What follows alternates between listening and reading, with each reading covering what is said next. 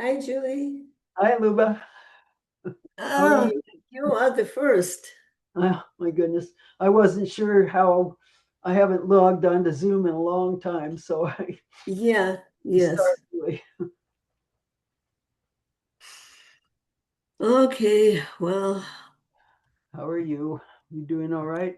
okay, yes. It's the last hot day, I hope. Mm, it's been a lot of heat. Yes, heat and dry and no rain, no fun. Right.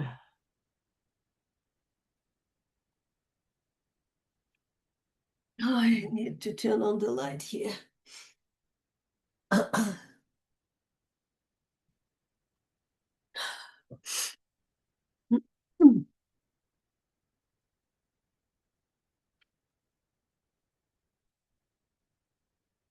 They all wait to the last minute. Oh, here comes Nancy. And yes, and sometimes, yes, to the last minute.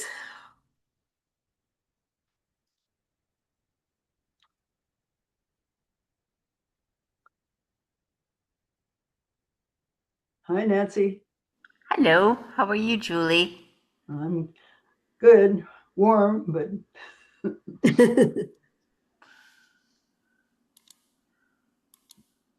There.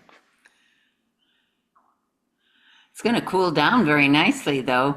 yeah, I look Looking forward to that. a little rain would be nice, but we'll Yeah. take cool. Yeah.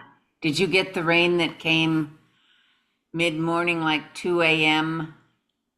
I two don't days know. ago? We did not. We didn't. You were sound asleep. You didn't even know if you got it or not. Right. No. Yeah, we Couldn't got tell. a really nice downpour. Oh, good. Hmm. Not that I know of, we didn't.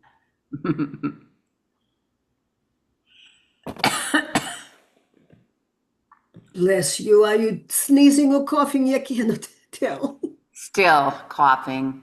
Still coughing. Oh my God. It's, I think if it stays clear, I should be okay. Oh, Oh, the smoke.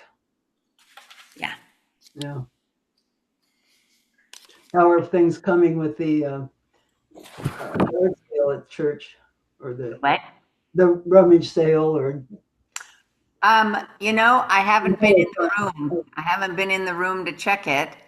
So I'll have to do that on Sunday, but because we moved it, I'm not as concerned. right, yeah. And I We're think people are waiting a little bit.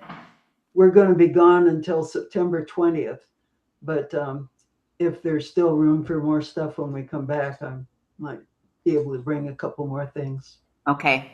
And you already brought the stuff from the partner church that you Yeah, wanted to donate. right. It's up there. Okay, good. So where are you headed? We are not exactly following in Todd's footsteps, but we signed up for a cruise to Alaska. oh, We'll be doing that for the this next week. We leave Saturday, and then when we get back to Seattle, we're just going to keep going down the coast to visit family and friends in Nice. Oregon. So it'll take us a while to make our circle. That's Yeah, very nice. it is nice. Hmm. But there have been so many people that have gone up to Alaska. It's kind of like, I think Dale and I should plan a little trip. Yeah, So I guess we should. are I can't you, believe how many people I mentioned that to, and they, oh, I did that. are Or you going for a week? yeah, it's a week long cruise. Nice. are you using a big ship or smaller? It's a big one. Something I never thought I'd do, but it's Norwegian Cruise Lines. Oh, Um, okay. Kylie was the one that suggested it because she's doing it for the fourth time. She just loves the scenery. And she said it's so beautiful to sit in your room and watch that go by. So Yeah. Right. into it. Nice. Very nice. Hi, Linda. Hi, Jim. Hello, guys. Oh, Good afternoon, everybody. Good afternoon. Hello. Hi, Cindy. Hi there. Just a reminder, Kathy Heaps won't be here. She and her family are over in Glacier. Oh, She reminded me of that about a week ago, and I went, oh, that's right.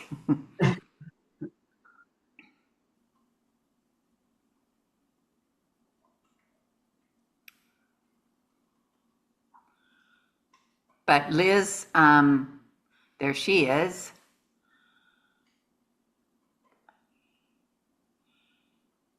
So let's see. 1, 2, 3, 4.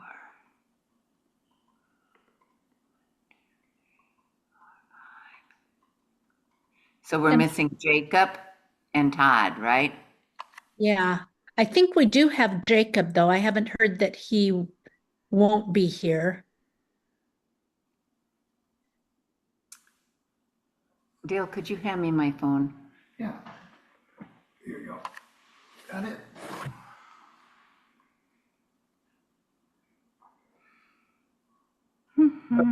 President now, Nancy? What? Are you president of the board? No, Cindy Oh. is. Okay. But she's my trusty co-pilot. Very Yeah, we're co-piloting this ship today or this year. yes. Oh, come on. Hi, Todd. Hello. How's everyone? Good. A little warm, but that's okay. This winter, I'll be complaining that it's a little cold. right. Oh, no. Coming to an end soon, thank goodness. Nancy, were you going to try and get a hold of Jacob? Yeah, I was pulling out my contact sheet that has all the corrections on it. Good. Can you hear me? This is Liz. Hi, Liz. Yep. Yes. Hello. But now I don't see me. I had at least had a square and a name a minute ago. We don't see you either. I know, and I don't know what I did or what to make it work. Let's see. Maybe I'll try this. No.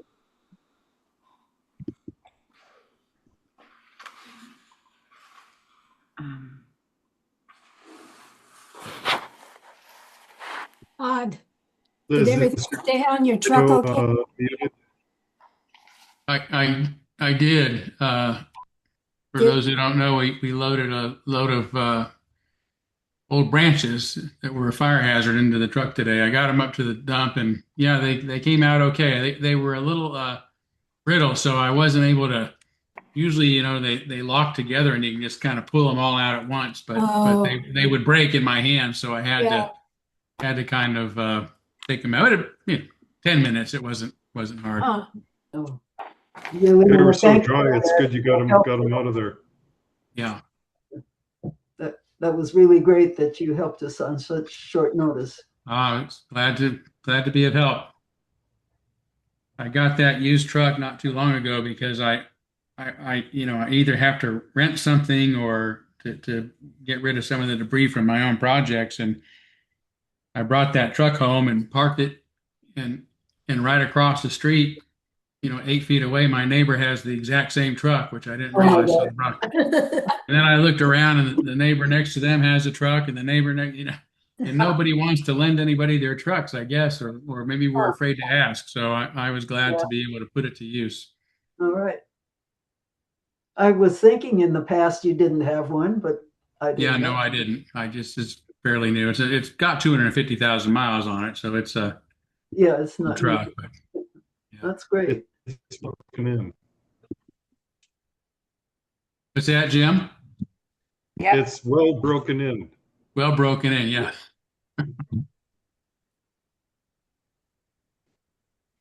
Almost as old as the shoes I wear every Sunday.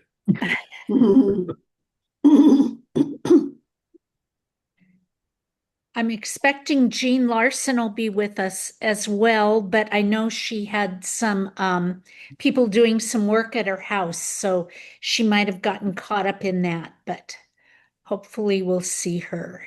Okay, I sent a text off to Jacob, so hopefully he'll go, oh, that's right. All right, I think we'll go ahead and get ourselves underway here.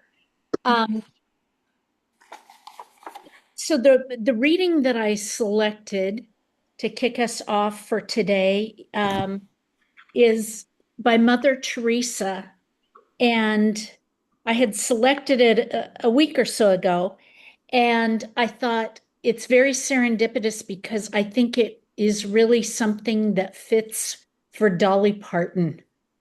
And Oh, yeah. so here it is. It's called A Lifelong Sharing.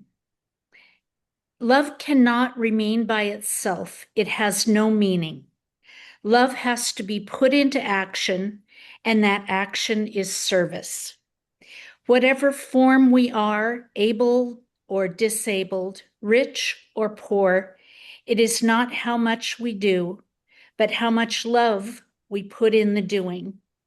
A lifelong sharing of love with others. Nice. And Godspeed to Dolly. Yeah. Any amendments or changes to our agenda? Yes, Nancy. Two things. Jacob said he never received an invite to this meeting. Well, and I, He should have received the one I sent as well as the one that Rebecca sent. Was it today or yesterday? I think yesterday. okay, I will resend that to him. The one thing we need to add is amend and approve the minutes from June. June. Thank you. And I'll go and take care of. Nancy, I just sent it to him. Excellent. Thank you, Jim. You're way Sure. faster than I am. Well, you're occupied with other things. How would it be if I add the June minutes approval and I just piggyback on item number 4 to amend or approve July meetings? Yes. Okay, that's Yeah. what we'll do. Any other changes to our agenda for today? All right, then we will approve and move on. So our minutes, first we'll consider our July minutes, which were attached to the email that I sent out. Any changes to those minutes, or are they approved as received, as sent? Okay, yeah, Cindy, good. your audio is really breaking up. Is it just on my side? I think it's on your side, Jim. Yes. It feels like Jim is breaking up every now and then. Yeah, yeah, Right. I'm getting a little scratchiness from Jim as well. So what you Okay. could do, Jim, we found is you go out, leave the meeting and come back in. Sometimes that helps. Okay, I will try. Thank you. And there's Jacob. Yay. Good to see ya. Amend and or approve the June meetings. Any changes, corrections, or are those approved as received? Approved as received. All right, very good. June and July. Just so you know, some of us receive them ahead of time to make sure that everything's there. So it's not like we're just going, yep. Mm-hmm. Okay. Our upcoming meetings will be the executive committee meeting on the 16th of September, followed by the board meeting on the 23rd, Wednesdays, as usual, the third and fourth Wednesdays. Do we have a volunteer for the floating trustee position.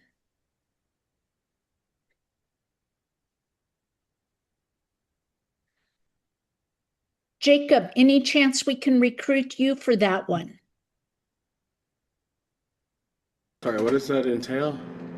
It's about a half an hour meeting to set the agenda at 4 o'clock on September 16th.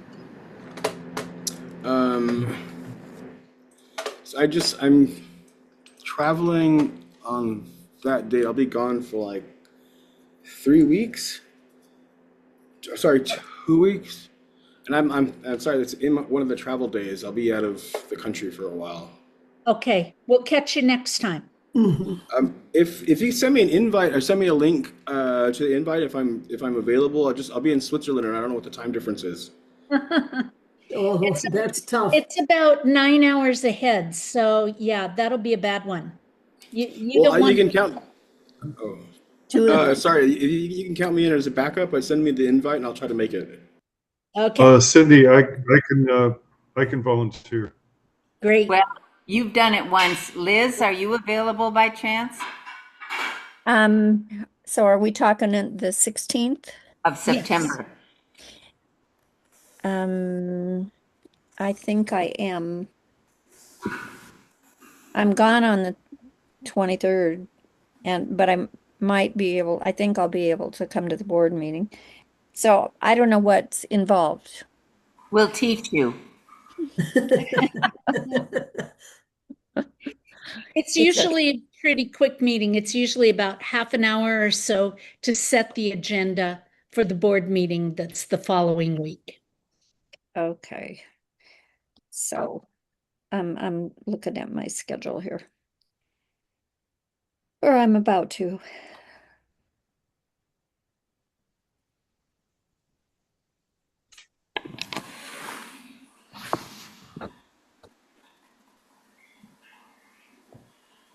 So that's on a Sunday, huh? No, Oh, I'm in August. Sorry. Wednesday. Yeah, that should be okay. What time? 4 o'clock. Okay. Yeah, I can do it. Excellent. I have you down for our floater. All right. And I think I'll just mention at this point, Tom Mosher sent an email around about the chart of positions, board positions. I believe everybody got that in their board packet, right? Yes. Yeah, color coded and everything. Yeah. So yeah, we're all good with that. And actually, Rebecca put it in, so she's fully aware of that. So one of the things we discussed at our retreat was learning more about what some of our teams and committees are doing. And we decided the first one would be our Building and Grounds Committee. And we would invite that group to this meeting to acquaint us with some of their work. And I've been in touch with, let's see, Julie and Jean. So, and I see Linda's here. Linda, are you on Buildings and Grounds as well? Yes. Yes. Yes.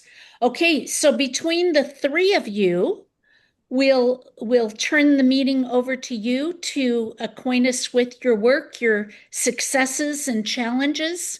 Educate us. Shall I start? Sure. So I call myself the convener of the Building and Grounds Work Party.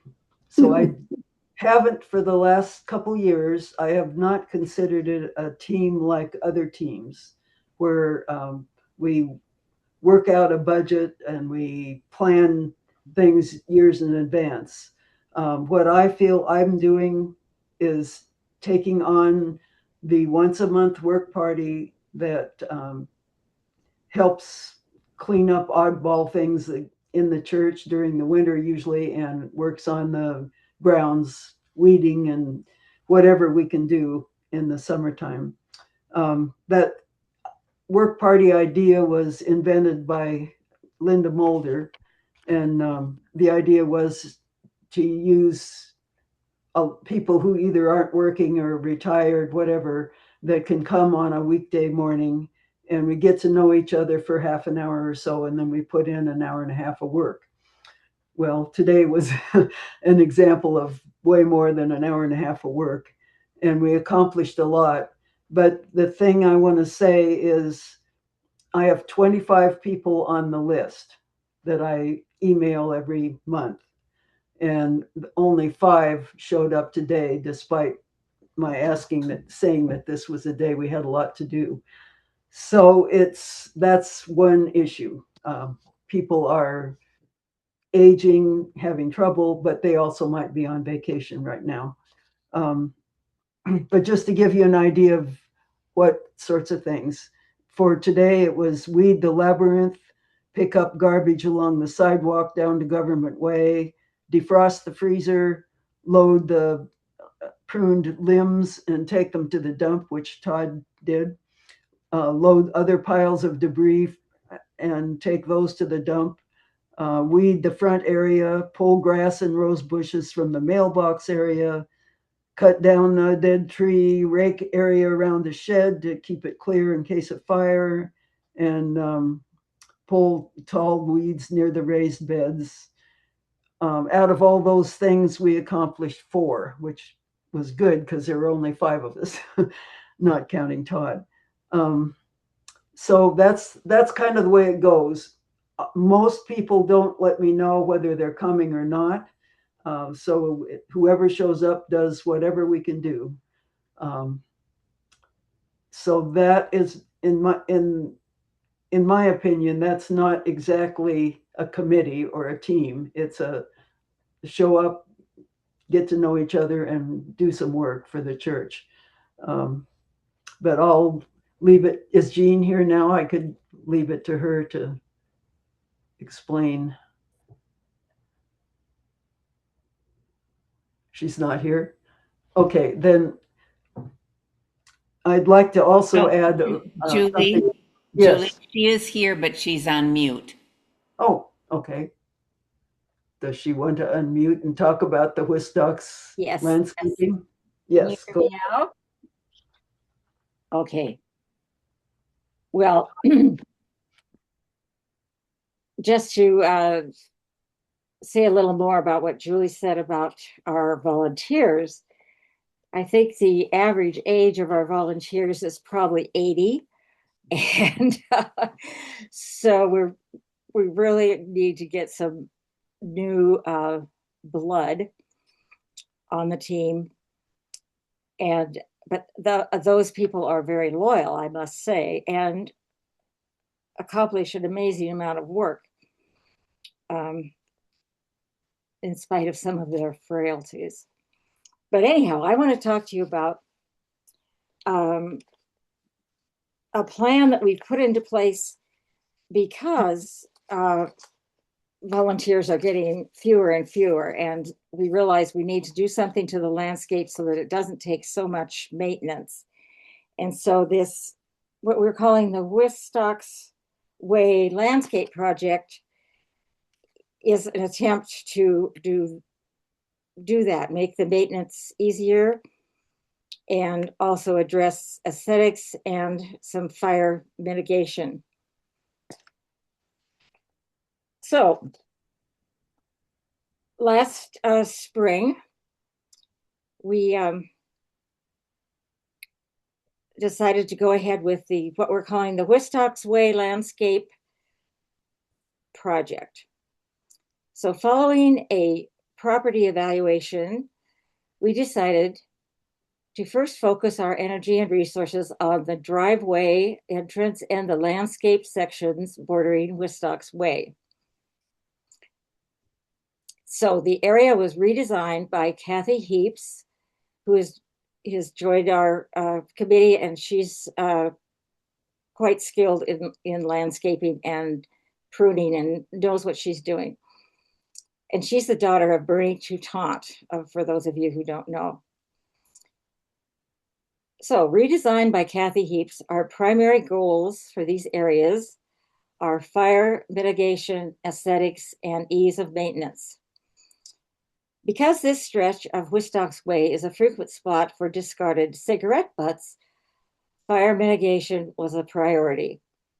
We hired the Roadrunner Ventures Hardscape Contracting Company to excavate soil along the sidewalk to a depth of 5 or 6 inches and a width of 3 to 5 feet. And then backfill the area with a 5/8 inch mix of granite gravel. This gravel is easy to maintain and to keep weed free while providing a natural rock appearance. Sections requiring ground cover will be planted with native drought tolerant plants, which Bertie Toutant has volunteered to provide. Thanks to Kathy's husband, Matt Heaps, the necessary watering system is in place to get these plants started. The most visible part of the project features the dry river beds on either side of the entrance. Created with small river rock and accented with boulders and intermediate rocks gleaned from our own property, Kathy and the team are very pleased with the result. Well, the result isn't there yet. There's still some more rocks to add and plants to add. The project costs are being covered by the Wistock's Way Building and Grounds Landscaping Fund, which was established through a generous $5,000 gift from Tom Mosier. Thank you, Tom. Additional contributions include $500 from Julie Jose and $3,000 from myself, given in memory of my husband, Gordon Larson. Moving forward, we will continue to prioritize and improve other areas of the grounds to support our goals of aesthetics, fire mitigation, and ease of maintenance for our volunteer team. Are there any questions? Thank you, Nancy.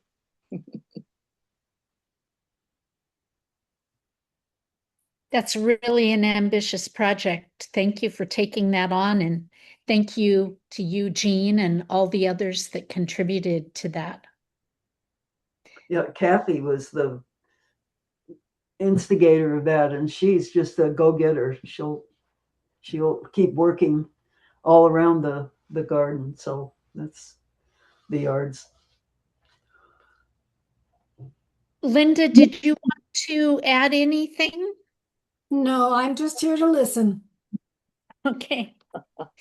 When Jean and I spoke, we discussed specifically the fire mitigation issue. I did reach out to Rebecca and she sent me an email back. I think it did not go to the full board. So, because I know people are, that's sort of front of mind these days. Right. I think I will go ahead and read it. It's not terribly long so that everybody's on the same page. She says, Building and Grounds falls under the operations team for any of their projects and review of the team's efforts. The board is, of course, welcome to hear them out. However, please keep in mind why we have our governing structures in place and their purpose. Yes, I, along with the operations team, have been working with several organizations, federal and local, volunteers and contractors on wildfire mitigation. We will continue to do so. The wildfire mitigation is an ongoing part of owning property in our region and is something UUCS continually works on and will continue to work on each year to come. The largest obstacles we face are depleting volunteer efforts and additional building funding for these large ongoing projects. As our building and grounds team doesn't have the physical strength and numbers they once had, we've had to pursue other avenues for maintaining our property. This is not a project that gets done and then is completed. This is an annual assessment of property, and we base most of what we prioritize on what the Spokane County Fire Department recommends. They inspect yearly now, and we participate with them on federal grant programs they facilitate. We also have contractors we hire to do specific work like tree removal. We ask that our volunteer teams help with the weeding and smaller maintenance of the grounds, but we are a very large property, and I understand that is a challenge. She also mentioned, I forwarded an email that came from the UUA. It was like a Zoom conference on insurance carriers. Todd had mentioned at our retreat that our current provider, our current insurance provider, Church Mutual, was looking to turn us loose, which they can't for a year because of a new rule put in by our state insurance commissioner because of the fires here. But anyway, I shared that information with Rebecca, and she responded, "This is already being handled. We have been on it for a few weeks. Church Mutual, our current provider, is wanting to drop coverage, although legally they can't for another year. They are increasing our premiums by 50%. So we have applied to the new insurance company that is being offered through the UUA." And I did sit in on that Zoom meeting, and it was pretty well attended. There were other churches, particularly from the Northeast, participating, and they said Church Mutual wants to decline to offer coverage to any wood frame building, which, they're abundant in the Northeast, those little Gothic community churches there. So that's about all I know about that. Todd, are you aware of anything else that you want to share, particularly with regards to fire and insurance? No, you pretty much covered it. I appreciate you actually going to that meeting and hearing how others are dealing with it. But I don't know really any more than what Rebecca expressed at this point, other than, it could be in a year from now, Church Mutual changes its mind. I don't know. It has kind of surprised me because Church Mutual is named Church Mutual, and they specialize in church insurance. So you would think if we can't be kept by Church Mutual, what options do we really have? So it's only going to get worse and more expensive, I think, for us, no matter where we go from here. Sadly. So yeah, it's a new world, and we're just going to one more problem for us to overcome. Thank heavens we're primarily concrete block. Yeah. I agree. And we don't really have any big trees around the property, right around the building either. I know there's some in the back, but as far as some of these neighborhoods go and the forest and everything, we've got a road on the other side, and so we do have some natural barriers already, but they don't see that. Yeah.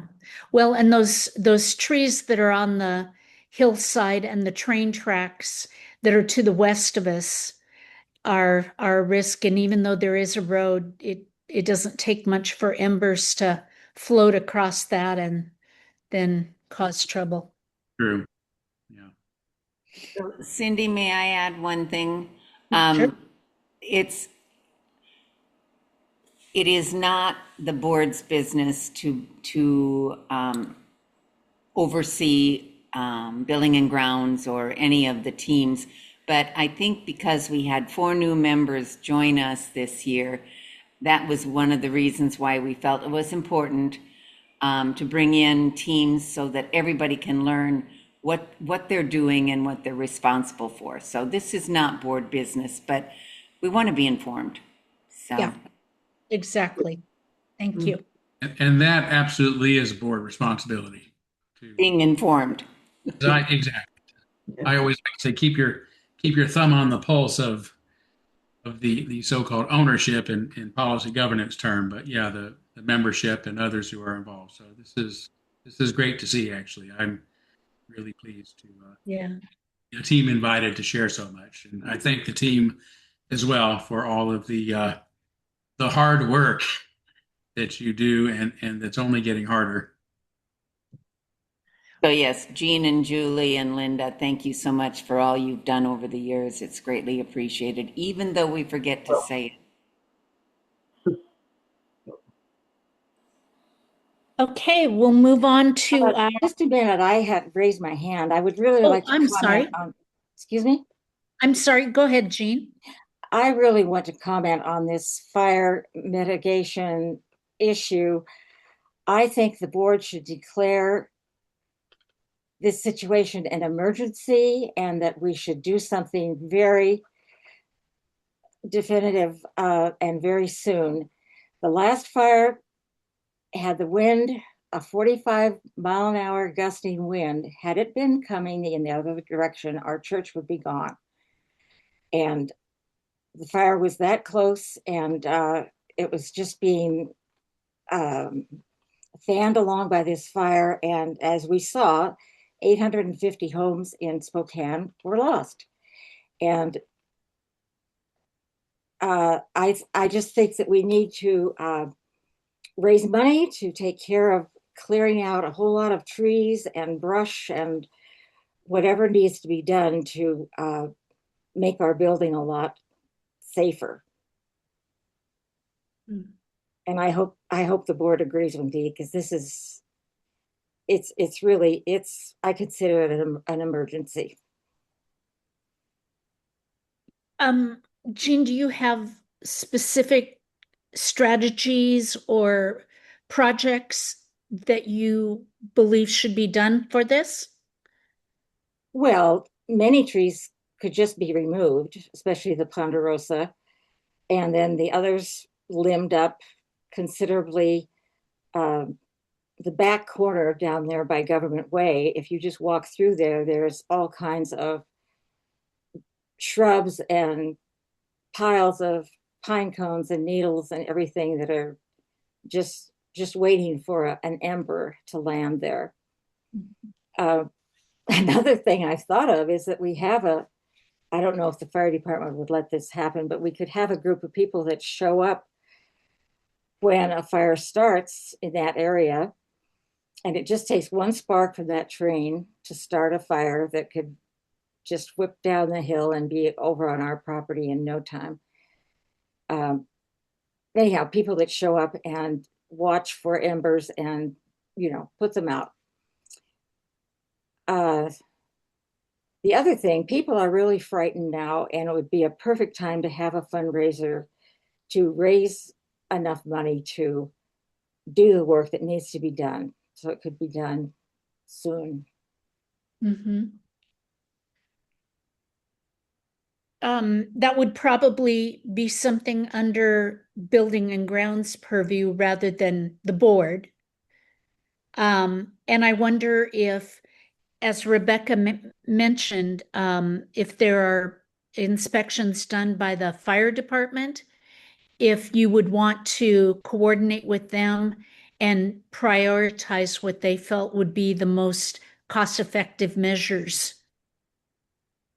I think it's the board's responsibility to declare an emergency and impress upon the congregation the reality of our church burning down.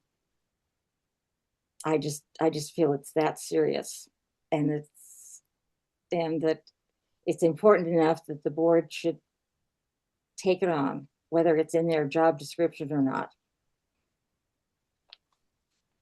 Well, we can't violate our bylaws, which are pretty clear about how things have to be done.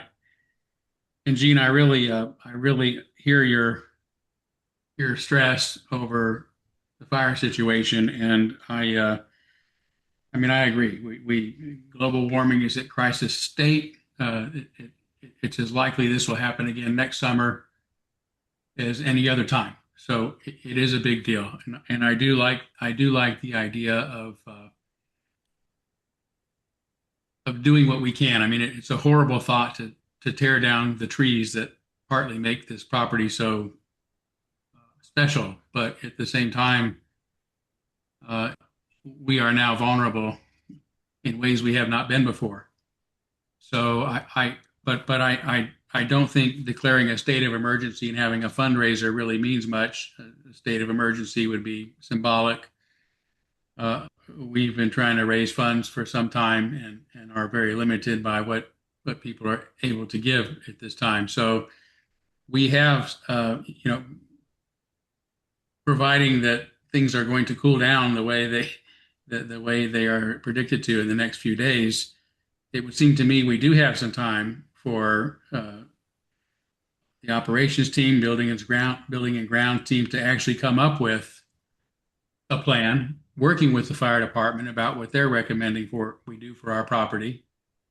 Whether that's which trees to take out, if all of them, so be it. But I think knowing what we need to do and how much money we would need to make that happen, and then work on raising that in the congregation with an actual plan and the funding would be a sensible way to go. So I'm not at all disagreeing with you, Gene. I hope you hear that. I agree with you. I think this is a big deal. I think people already know it's a big deal. We've experienced a terrible tragedy in our community, and it seems like this could happen again very easily next summer. So, but I think we have some time to put together a plan and present that to the congregation and say we need to make this happen.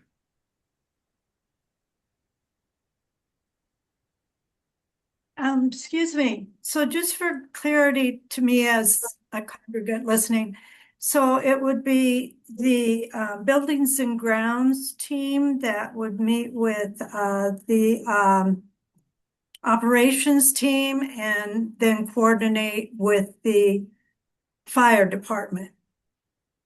Was that what I'm hearing? That sounds logical to me. I mean, it sounds like a path where we have the key partners all involved at the table together. I don't know. What do you think, Todd? Yeah, that sounds like the way to go to me too. Yeah. Yeah. Okay. Thank you. Nancy. So it was I have this memory tucked in the back of my head that Rebecca and I don't know who all else has met with someone from the fire department. And also that there was someone who came in prior to the completion of your Wistocks Way project that was talking with members of the building and grounds team about trees and whatnot to remove. Am I wrong in that? That did happen at some point, and I can't say much more than that because I don't remember exactly when that happened. However, I would feel more comfortable if we had a new assessment, given what just happened. You know, there's a different degree of urgency now than there was. It could be that a fire department would have come by and said, well, it's a good practice to thin these trees out and have fewer trees here and fewer. It may be best practice now not to have any trees within a certain distance of each other, at least. So I would feel better, given the changing circumstances we're in, if we had a new evaluation from the fire department. And yeah, I think that ops team and building and grounds could work together on getting that. I mean, I would think the building and grounds would want to at least have representation attending whatever when an evaluation is going on with the representatives from the fire department. I'd like to suggest a plan of action, and that would be for the board to appoint a task force that would be in charge of this project. This is what we did when we wanted to build the memorial garden. And it was a separate group that focused on that. And as I recall, the beginning of the project and the end of the project happened within a year because they were focused and they said this is how it's going to happen, and it did. And so things don't have to take a long time. And personally, I'm not interested in taking on another big cause right now myself. And I would like to hear from the other two members of Building and Grounds how they feel about that. I think there are people in the congregation that could be called upon, especially Todd, if you ask them, they will step forward and take on this project. I'm not quite sure that, I mean, there's a lot of people to say we're going to create a special task force for this. One, we already have folks in place to do this, right? We have an operations team, so it falls under their prudence to oversee this. I mean, if Building and Grounds doesn't want to be part of it, then you don't have to be. We still want to get some advice from the fire department to walk through our property and really let us know under the current circumstances what we need to do, and that helps give us a starting point. I don't think it needs to take a long time. Myself, I don't. We should be able to understand what we need to do within the next few weeks very easily, and start to raise funds for it if people are willing to give to it. We have a lot of financial needs at the church, and people are stretched pretty thin. So that's a big ask, but that's the direction to go. We also, as you heard, our insurance is going up. We're going to have to pay a lot more that we haven't budgeted for, a few $1,000s more at least. So that's the hard part. A lot of people are volunteering, so I don't have the magic pill to say, would you please do this? And then I think we already have a system in place that would work. So that's my advice for the direction we head. So Todd, may I ask, are you the one to not direct, but ask Rebecca to take this on as a priority for the operations team to call in somebody? Yeah, we'll be meeting with her tomorrow, so bring it up then. Great, wonderful. That's Thank you. That's as the so-called chief executive, that would be the plan that I would want to see happen. Excellent, thank you. I'd like to mention too, there's a program through the Department of Natural Resources called Firewise USA. And the condominium association where I live has engaged in this program, and it offers some matching funds for fire mitigation. We've done this for several years now. We get a little plaque on our building, and more important, a little money in our pocket for trimming up trees and that sort of thing. So Firewise through the DNR, or Washington DNR.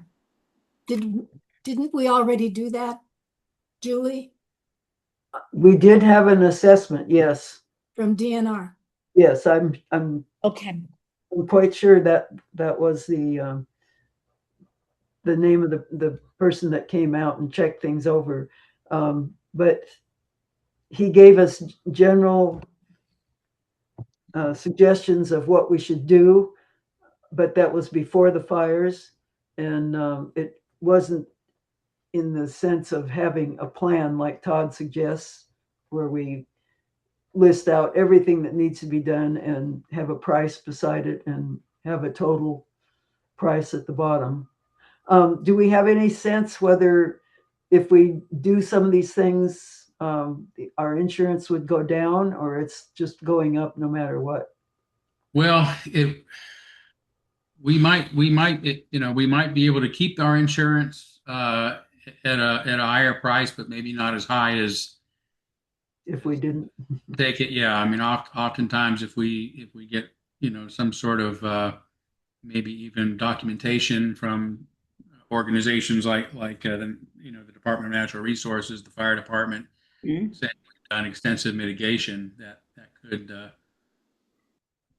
make it Can I, viable. can I be heard? This is Liz. Yeah, Who knows? I'm being heard and not seen. yes, you can be heard. So I was thinking a couple weeks ago in church, Todd, that you said that other congregations around the country had actually sent us some money Mhm. because of the fire. And I mentioned it to Kathy Heaps, and I said, could we use that money for fire mitigation? She said, I think that money was supposed to go to our individual members who are affected by the fire. Well, that's actually a good question. Uh, yeah, that's a legitimate possibility if because they sent it to us to help us in whatever way we can was my understanding. So we could reach out to some of the biggest donors and say, hey, we'd like to use this way. I mean, I know one of them, and I'm sure this individual would say, whatever you need, Todd, just do it. So yeah, I think if our insurance is in big trouble and we need to do some serious fire mitigation to help make sure our building doesn't burn down, that might be one of a legitimate reason to use some or all of that money. We're not as in as dire straits as some other victims are who could use resources, but we are in dire straits, and we have a very expensive property, so it's not like we can mitigate as cheaply or as affordably as a lot of maybe homeowners can. So yeah, I think that's a good point. We can look into that. I'll bring that up with Rebecca tomorrow. I don't even know how much we've received yet, so but that could be helpful, and I'm sure we could reach out to the donors and just say, here's our situation and see how they feel about it. Okay. Thanks for bringing that up, Liz. Let's move on to our ops team liaison report. Luba? Oh, okay. I'm unmuted, right? Yes. The operations team met on August 11, and among the items on the agenda presented by Rebecca was something that Todd already announced from the pulpit. It's starting a wildfire relief fund as part of the minister's discretionary fund, and Renee will set it up in such a way that the account can be easily tracked when our church members need help. Another item on the agenda was the request of the elementary school adjacent to our property to put a temporary vinyl sign up on the church property. The school has always been our good neighbor, said Rebecca, so there were no objections to that request. On the business and finances news,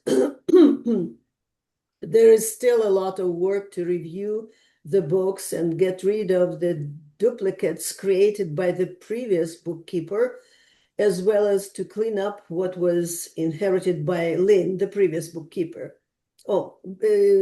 Previous bookkeepers, yes. The final finance report will be ready by the end of this month, effective August 1st. The benefits of the employees will be going back to UUA, said Rebecca. The building and grounds team, as we've heard already, she mentioned a contract with the landscaping company. The work will begin in mid-August. Though the sprinkle system was fixed, but there is damage created by little critters who like to chew on everything sticking out. We need something that can deter marmots. According to the professional assessment of water that comes through the back door to the Friendship Hall, the problem can be solved by sealing the door, which is a simpler way to do. Julianne was instrumental in finding the best refrigerator with 6 years of warranty for the church, thanks to the generosity of the congregation. Coffee situation is resolved and the kitchen is ready for rentals, and Stephanie is really passionate about helping with rental contract and bringing interested renters. In the period of a week, she got 6 requests. Rebecca interviewed a young person that who was recommended for the position of the AV booth technician. Rebecca said Todd is going to interview the guy. Shelley, who has custodial responsibilities and prefers to do facility hosting, she will be a backup for the technical support on Sundays. And lastly, the planned August garage sale has been postponed to October, the month of the community auction. Rebecca has an idea how to incorporate the 2 events in response to the request for live auction.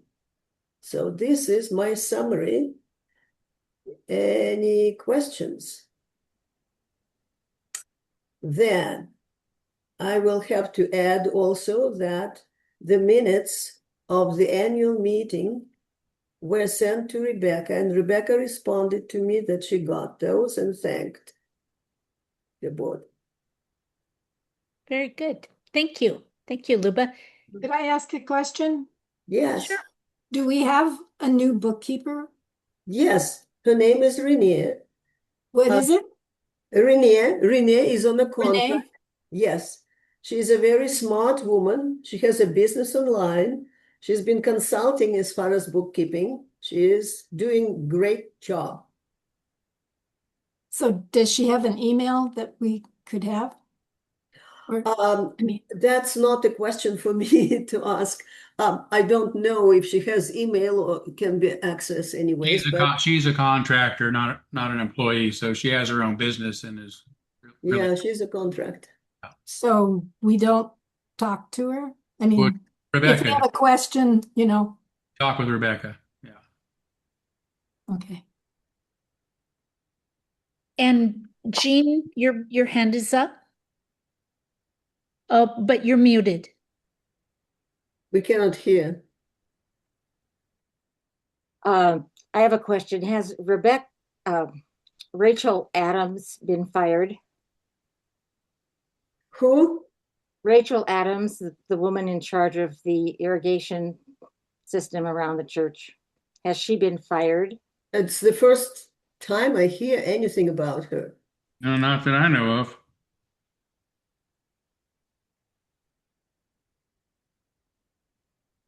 Okay. All right. Nancy, do you have a preview for us on the congregational survey? No, that's not what I was supposed to do this time. I previewed it before. And not everybody. Many of you have already received it. Many of you have not received it, like Dale and I, because I screwed up our Breeze account. So if you haven't received it, please contact Rebecca. But what I was supposed to report is the number of returns we've had so far. And as of today, we had 22 surveys returned. So there will continue to be information about, hey, turn your survey in. We hope to have it done by September 5th. And there was the notice from the pulpit and the notice in the order of service, although it said survey, or it didn't say survey. It did not, it missed the word survey. Okay, okay. It said plan instead of Yeah, survey. strategic planning Yeah. instead of survey. Because yes, the word survey didn't make it out of my mouth onto the typewriter or computer, keyboard. Jeez Louise. And so, yes, that has been restated. So Okay. Todd, it would be helpful if you would be willing to just say, if you haven't turned in your all church survey, please do. And if you didn't receive it, please contact Rebecca. I'd appreciate that. Sure. I did it Sunday too. I know, I heard it. It was wonderful. Okay, good. Mhm. By the way, was there no sound for the first 15 minutes of the first service? I mean, I could hear myself fine. Yes, of course. Actually, I don't know. Oh, yeah, because I couldn't hear anything. Text, but I don't see him until after the service, so I don't Yeah. know. Yeah. Jacob, I see your hand up. Yeah, sorry. So, but for both of the past two Sundays, when I tried to just live stream the service, I didn't get any sound, and I checked back like both the first service and the second service. I didn't check the second service last Sunday, but the first two times it was live streaming, but there was no sound whatsoever. I mean, and I was watching it without sound for a bit, so Huh. I don't know if it was throughout the whole service, but it was something that I ran into for both of the past weekends. All right, I'll have to say something to Rebecca about that tomorrow so she can check with Shelley. Yeah, I'll have her check the services too and see if the audio was on. Make a note of that too.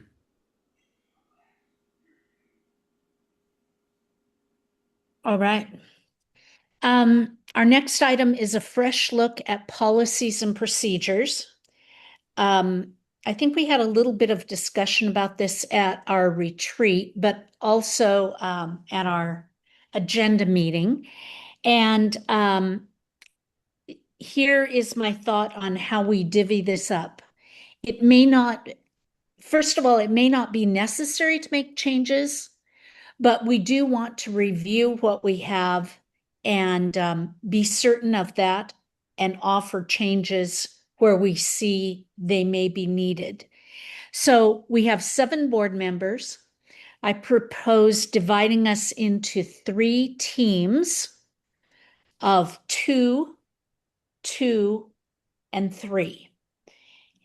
And unless there are objections, I'll pair up Nancy and Kathy as team number 1, and your section of the policies and procedures to review would be from 2.0 through 2.5.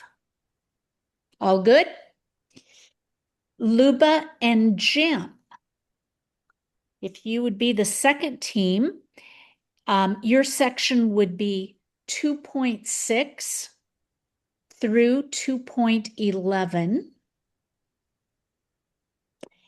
And then I would partner up with both Jacob and Liz, will be a trio, and our section would be 3 through 5.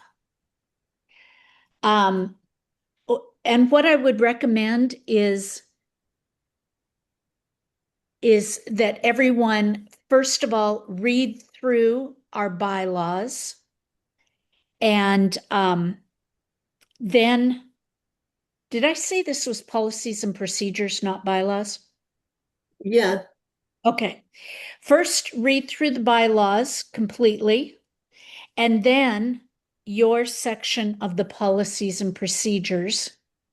Get together with your person and discuss, and then we'll come back and report at our meeting in September.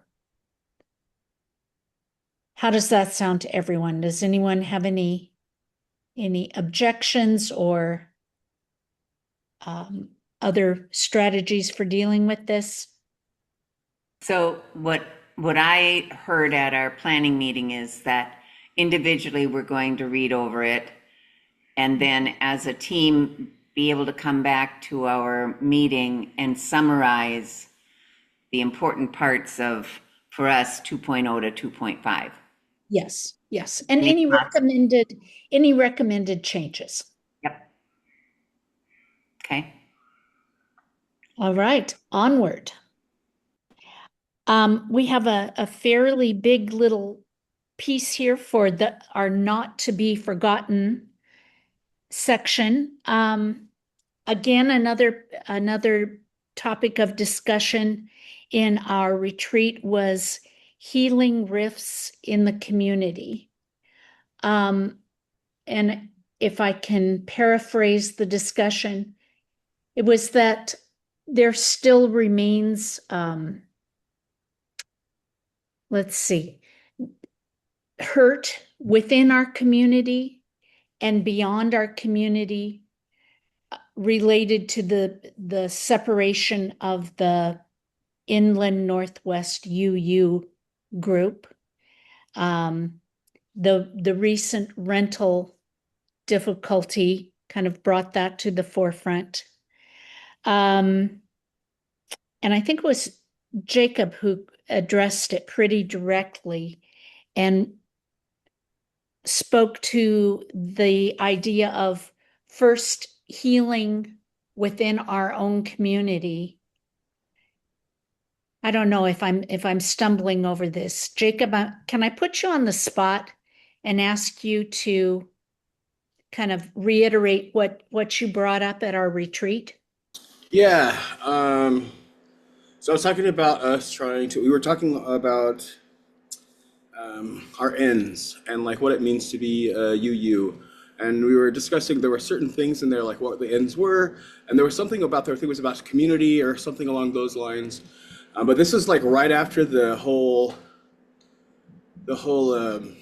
thing with the church rental, where it was just like, it just always brings up so much. And so I brought it up that we should probably be thinking about ways that we can heal this within our own community. I know that there's like a lot of emotions that are involved with all of this on both sides and all of the things, but the truth is that there's literal Nazis in the White House. There are fascists in the streets, and our neighbors are being kidnapped. And we cannot have a solid front if we are fighting amongst ourselves, especially as Unitarian Universalists. And so this idea came up of us trying to find some ways for us to like heal. I mean, they got their own thing going on. We're not, whatever it is that they got going on, that's all them. But for us to just be able to be like, listen, we're not enemies, and we're definitely not going to be, out here as enemies. And the way that it feels is though that like it's an us versus them sort of situation, which we don't want as like the board, as members of the UU, as Unitarian Universalists. We don't want to have this divide within people who were our siblings just recently, and this idea of us trying to find ways for us to mend this rift, to find some way for us to, have more peace and really set the template and create a new paradigm that helps our community heal, especially because I think, it's one of the main things I loved about being a UU, and especially when I first showed up, is that I went to a lot of protests. I was doing a lot of stuff, and every single one of the people that I saw at multiple protests over and over again, they were members of our congregation. And it was like, oh, hey, I didn't know you were into, all these different things. So this idea of us trying to find ways to heal is like really, really important, I think, for right now. And, logically, like we really need to have more of a unified front, especially when it comes to, any kind of community defense that we should foresee in the coming years and the coming months. I don't know what that looks like, and we didn't know all the backstory either. I think a lot of us are hearing different pieces and different angles, but as joining the board and hearing it all, I totally hear it, and I want you to know, like right off, Todd, that I'm on your side. Like the main reason I'm on this board is because, like all of us are here because we 100% support you, and what took place.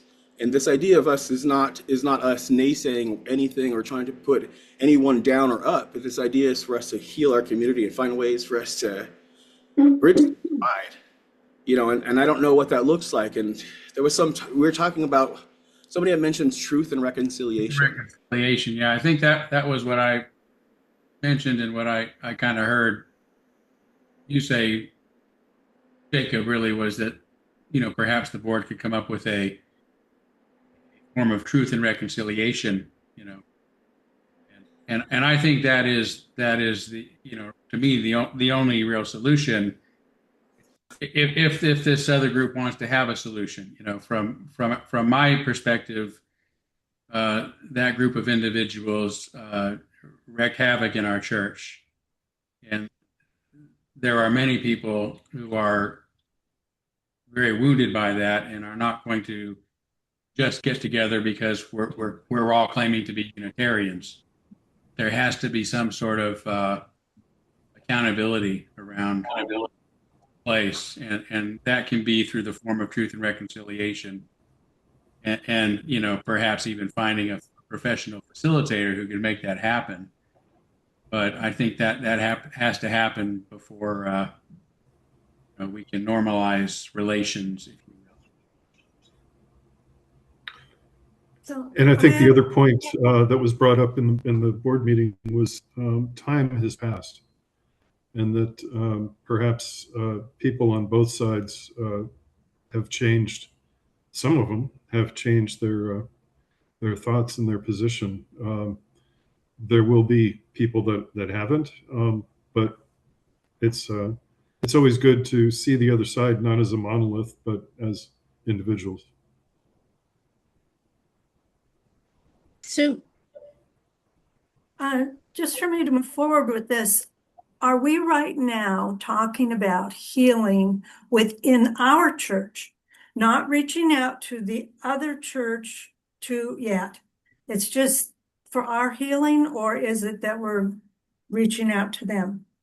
Good question. Yes, healing begins within.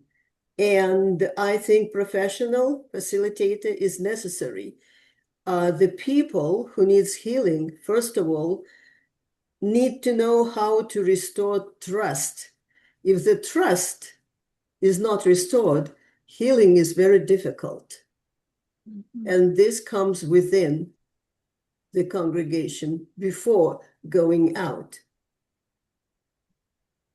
I think of some of the historic work that our church has done in the larger community, being at the forefront of the Peace and Justice Action League, Planned Parenthood, Hanford Education Action League. It has really shaped the larger community in really positive ways. And the thought of being diminished in a way where it's no longer possible for us to do that sort of thing breaks my heart. Yeah. Jean, unmute. Can't hear you, Jean. I would really second the idea of having a professional mediator.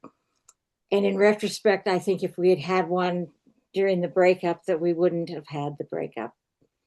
There are professionals that know how to bring people together, and I think it's really important to use that resource.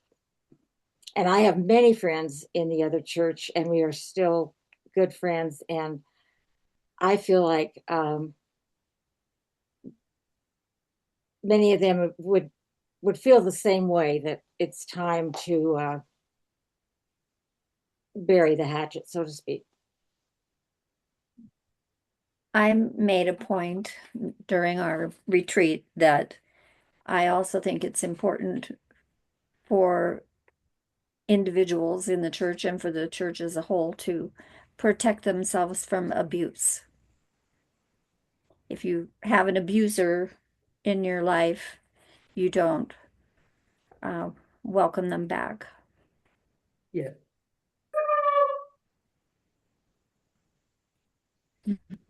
Linda. It seems to me that the people in our congregation they're not fighting each other. It's the people who are on our in our congregation fighting the other group.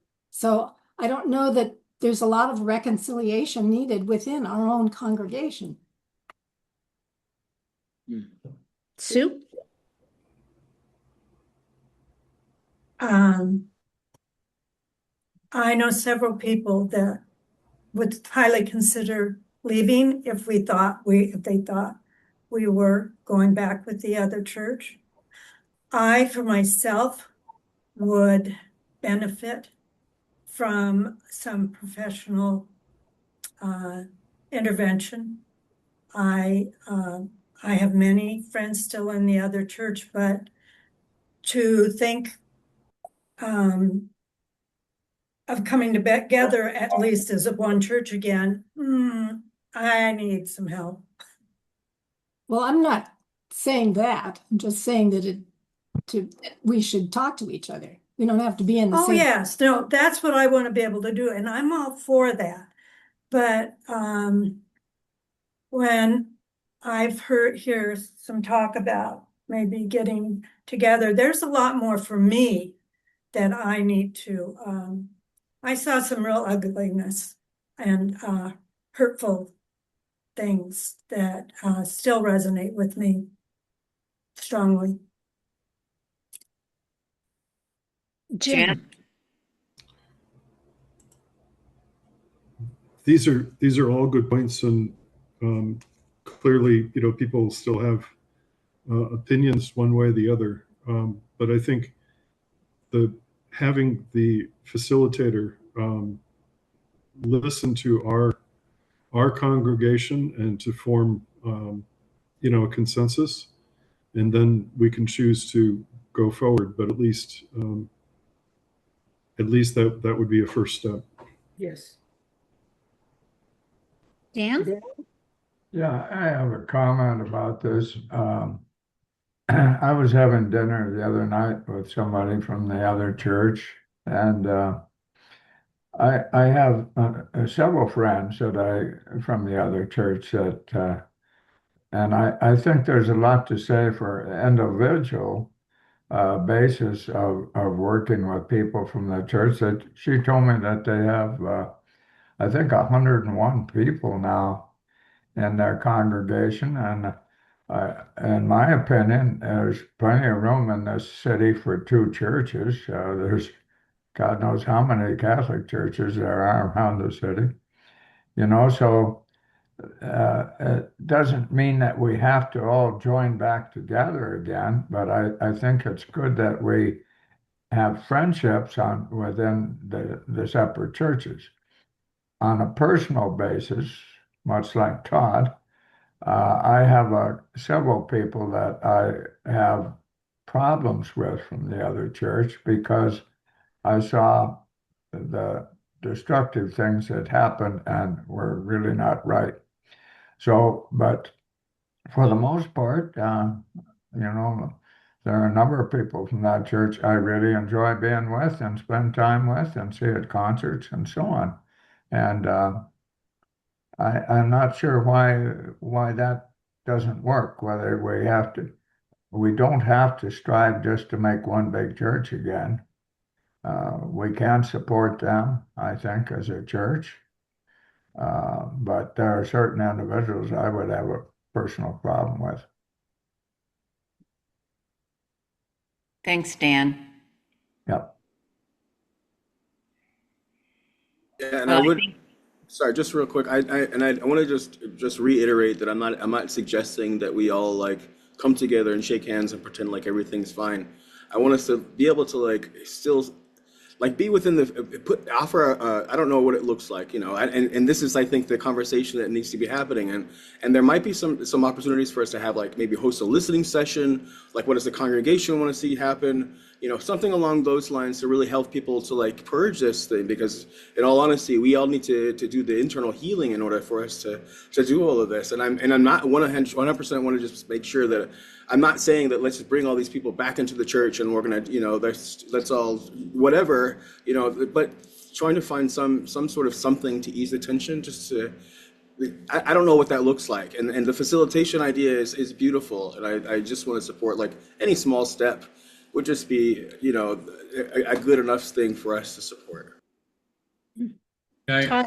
I kind of agree with, well, I appreciate that, Jacob. I agree with Linda, and I agree with Dan.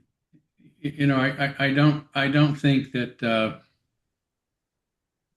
this is about a need for us to heal within our congregation.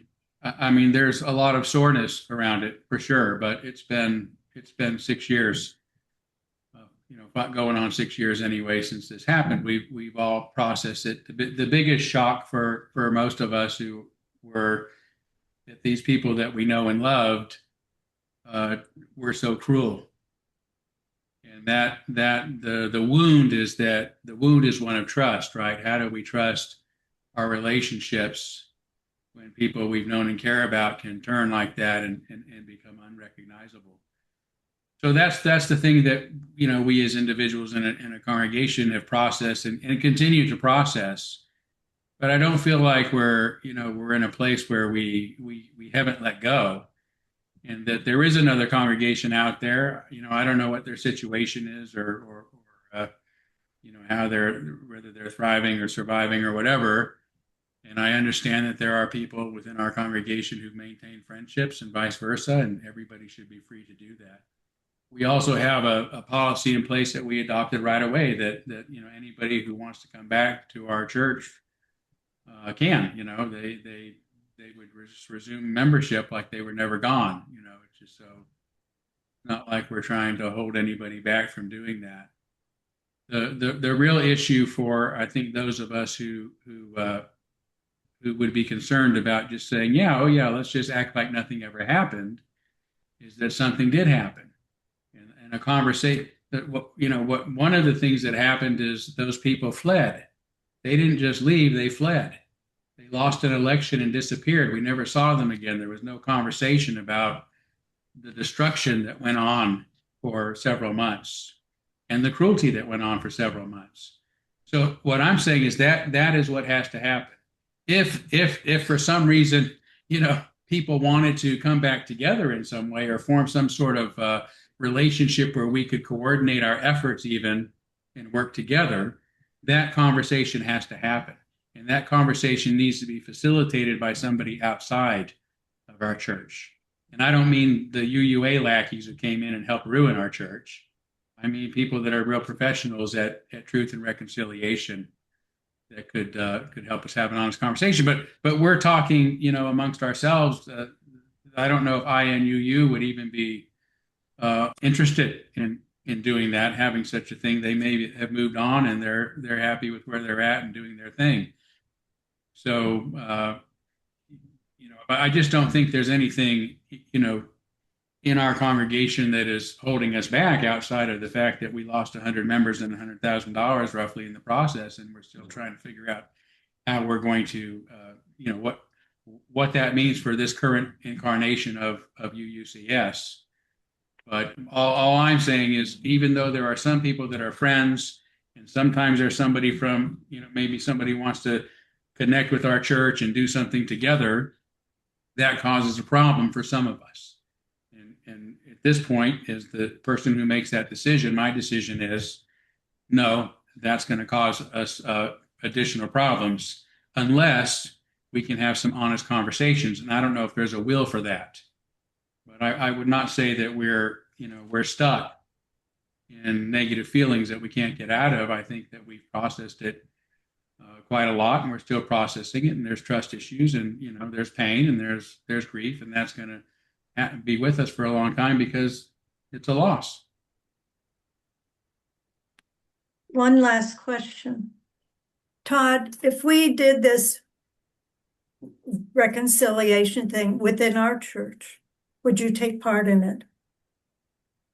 Well, I mean, the truth and reconciliation would have to be with the, between these two parties, right? That's what truth and reconciliation is. Yeah, I participate in it. Yeah. Oh, see, I'm hearing two different things. One, that we're doing healing within our church, and then what you're just talking about. I'm saying that's not my opinion is that is not should not be the focus. Okay.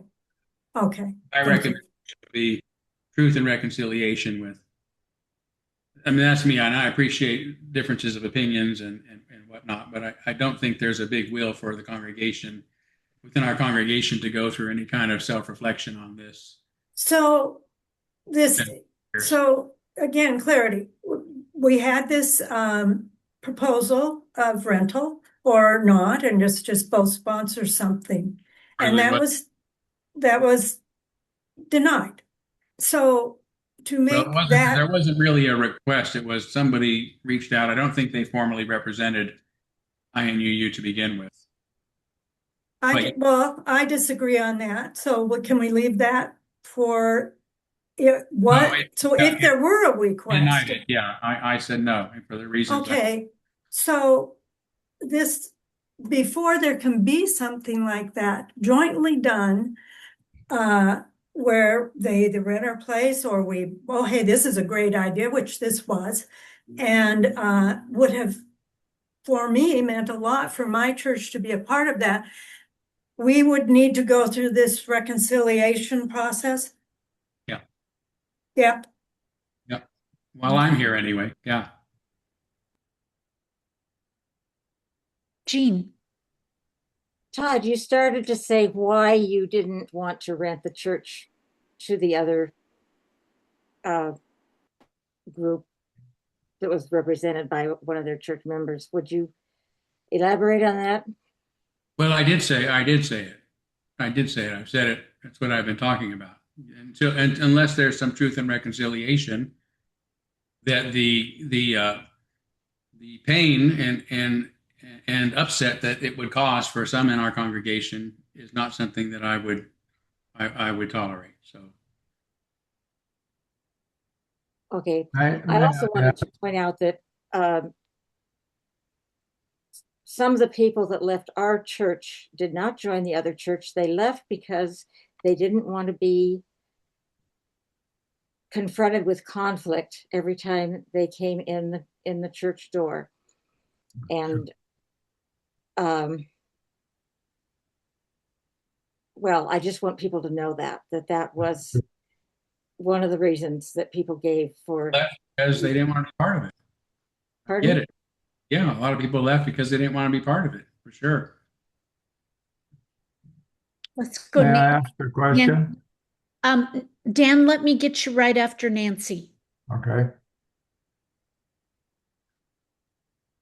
So this desire for healing within our own congregation could be something that comes up on the survey. So it could even be something that's raised in small in-person meetings after we start tallying results. So it's not like it's a dead doornail or a dead something, dormouse. I don't think it was, I'm sorry. I didn't. Go ahead, Dan. Yeah, I'd like to ask a question of Sue and whomever.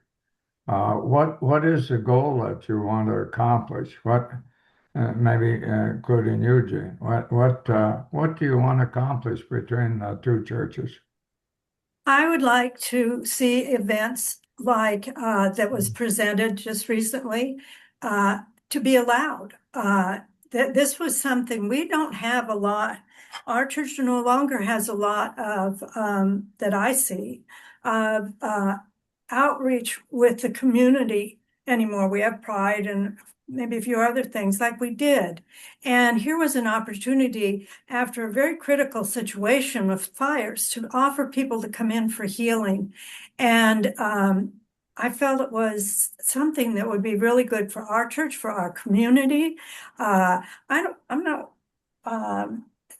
it would have just meant we sponsored it together.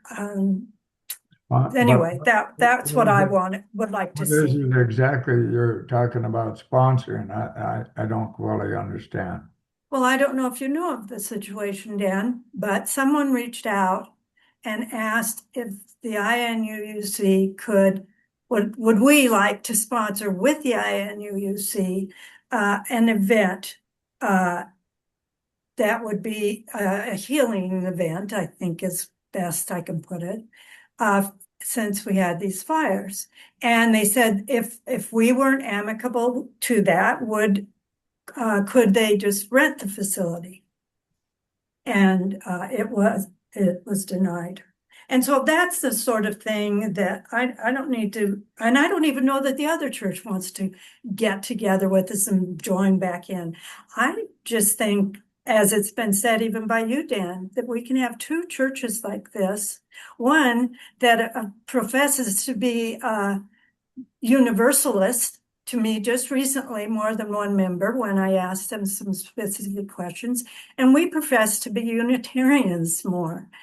So I was very disappointed in this decision. Well, again, I'm not going to defend my decision other than it's mine to make. And there's lots of decisions that people make, that I make, that people disagree with, and some agree with it. But in this current incarnation of UUCS's existence, I'm the one who has to make that decision. And I made it for what I believe is the ultimate benefit of our congregation.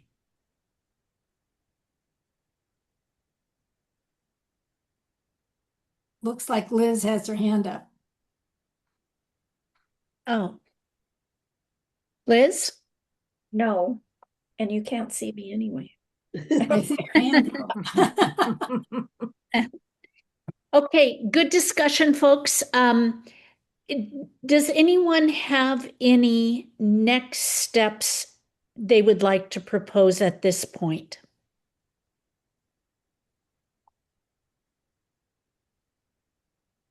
Let's wait and see if it comes up in the survey. Okay. There was nothing mentioned about it, was there? There's plenty of room for comments. Yeah, but you don't make a comment unless there's been some sort of a reference. I think there was a question that says, what do you want to see less of? What do you want to see more of? Yeah, but that doesn't say anything about the other If it's congregation. a priority for people, they'll mention it. There is also a question about outreach in the community that you can respond. Well, I filled out the survey. I don't think I mentioned it because I didn't see Yeah, anything well, about it. see? But I didn't say anything about INUUC. I don't think. I don't remember now. But Nancy, are you thinking that there are going to be other opportunities, other venues for people to give input beyond just the survey? Yes, we're planning to do small group gatherings for those folks that want to come. So if someone didn't see that issue in the survey and respond directly to it, there'll still be ways that they can voice their feelings. Yep. Okay. Jean, I see your hand up. Thank you. I feel like with our current financial situation, if the other church wants to rent our facility, we should go for it. Okay. Hey, I'm going to take off now. I've said everything I have to say about this, and Peggy and I have some plans tonight, so I've got to go. So thank you all for all the great conversation and all the good work you're doing, and I will look forward to seeing you later. Thanks, Todd. Thank Yep. you. Bye-bye. Goodbye. I Okay, I'm going to move along. We have 3 more items on our not to be forgotten list. Nancy, you had mentioned the UU Underworld publication has ideas for growth and a series of videos from, I think it's Colorado, from the church in Colorado. And you recommended people take some time with that and see what it has to offer. Well, I have a feeling that one of the things that's going to come up from the survey is to help grow our membership. And this church in Colorado is the largest church, maybe in the US even, for sure in Colorado, a UU church. UU. And they have very specific information about how they grew their church. And it has to do with a membership team and a welcoming team, I think, mostly. But I think it would be really helpful for people just to take a look at those videos. And also You Underworld is a great magazine if you haven't looked at it. Yeah, I think the UU World has been reduced to about quarterly or less, and they no longer accept any letters to the editor or responses to what they publish. This publication is monthly, and I think their last issue was 57 pages. So, and they do solicit comments in response to what the UU World publishes. So it's an interesting publication if you haven't looked at it.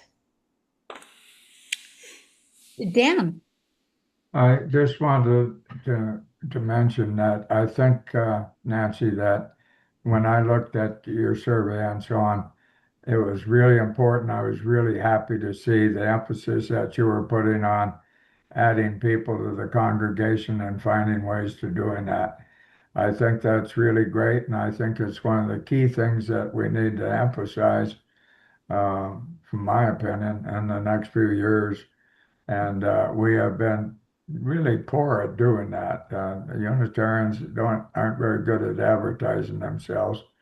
So whatever you're doing there, I'm all for it, and I'm really happy to see it. Thanks, My Dan. 2 bits. Looking ahead to our meeting next month, we're going to have our end of year financial piece wrapped up, and hopefully we'll have Darrell in our meeting to give us an idea where we stand with finances. The volunteer fair, I think, Nancy, you had mentioned we're looking at September 20th. Yep, we have to move it because that is going to be our first potluck.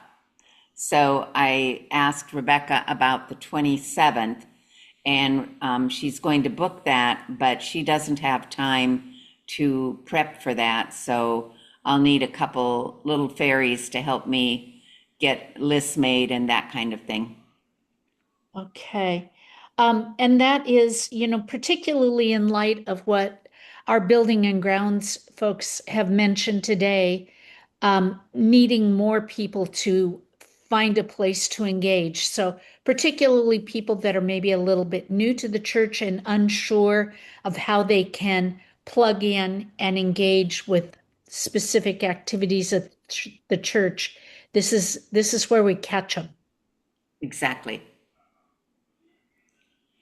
Okay, anything for the good of the order before we adjourn? Thank you, everyone. I think this is very fruitful discussion. Thank you, Cindy. Thank you. Goodbye. Bye-bye. Thanks, Cindy and Nancy. Pardon? I said thanks. Thanks, the tandem, Cindy and Nancy.